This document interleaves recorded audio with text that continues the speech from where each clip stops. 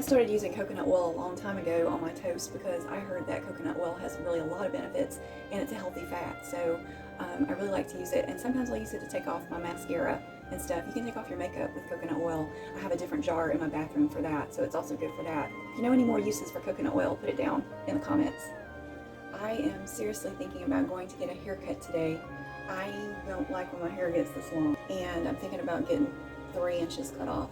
Now my son, he wants me to get a bob, and I've had a bob before, but it's been a really long time. The thing about my hair is I like it. I feel like I can hide behind it. Let me know if you can relate to that as far as hiding behind your hair. Maybe you want to get a haircut today, get some of that chopped off.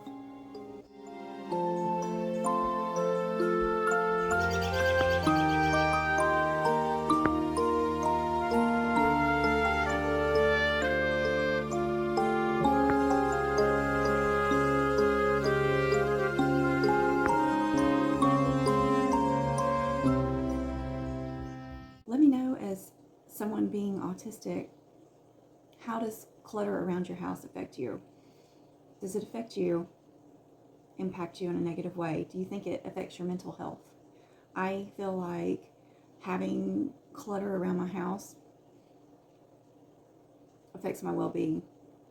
And, you know, I've already got enough challenges in my life to need clutter on top of that. So I am a paper hoarder and a digital hoarder. So I started watching this lady on YouTube, and you may have heard of her because she's really a big deal on YouTube. She will probably have a show one day. I bought this book, Declutter Your Home in 15 Minutes a Day, and I'd like to start on that. I am excited to get rid of some things. Do you tend to find that you hold on to things, and you don't even know why? I have got so many things from my childhood, and I feel like it's because they were my things. Even if I don't have an attachment to it other than that, it's because it was my things. It's hard to get rid of things you had since you was a child. My mom kept a lot of my toys, my clothes. Yeah, you gotta see this. Hold on just a second. Let's see if you can name the decade that I was born just by looking at my clothes.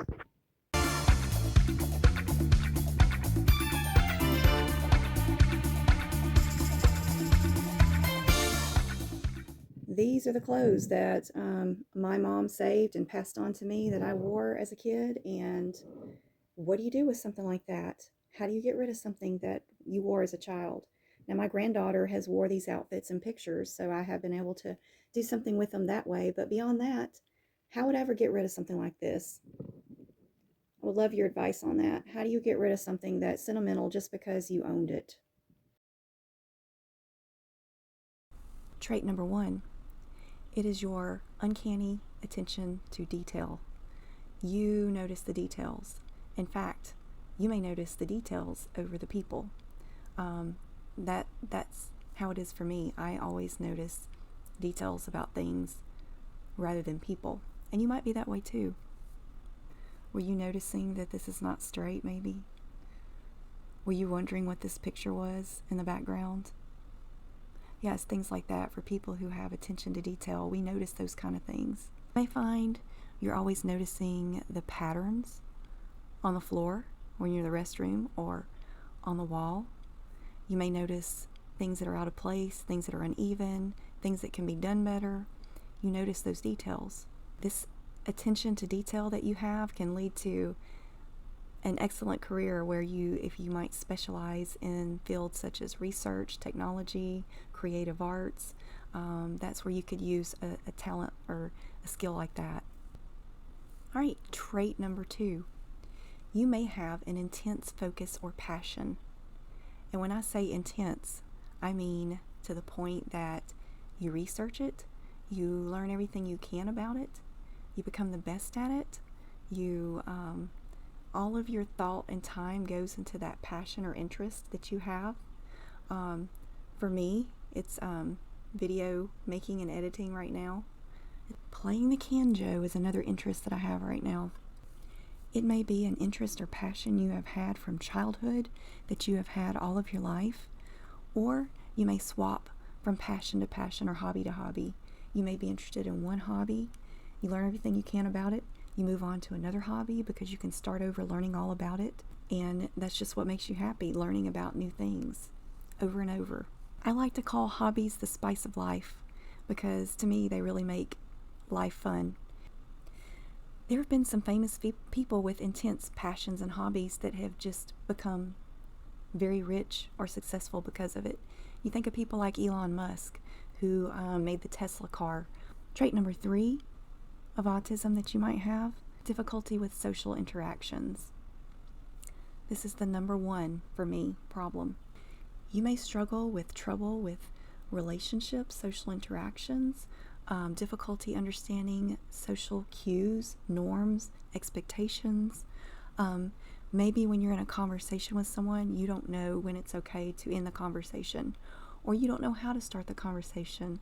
Maybe you join in a group and you don't know what to do or what to say. Maybe you can't engage in back and forth conversation. Maybe you use scripts like I do. I always have a script, and let me tell you, a script does not always work because the other person may not have the response you think they're going to have, so you can give them the script that you've come up with in your head. So it makes it very difficult.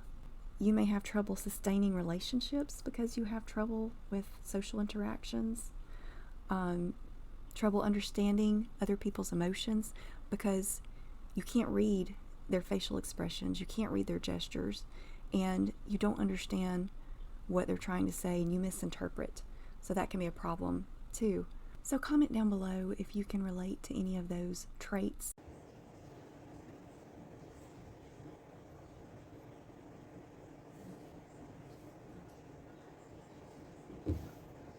I just finished babysitting 3 of my 4 grandkids and I am beat. It's a challenge for sure. My heart goes out to parents who are autistic, who have kids at home. Now, when my daughter was little, I didn't know I had autism, and I was just raising one child at home. I was able to pretty well keep my routines from having one child by making her follow my routines. Anything above one child, my heart goes out to you as far as, because then you got to deal with sibling rivalries and kids fighting with each other, and it just makes it harder. I was frazzled and I was I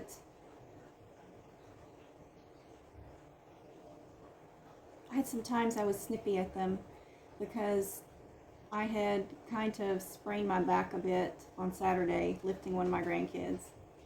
I am also not able to mask if I've been in pain. Not possible for me. How do I cope when the kids are over? I usually try to find activities ahead of time if I know they're going to be coming over, things they can play with, and it does help. But there were some moments I just wanted to pull out my hair. It was noisy. I get tired of hearing their kids' shows.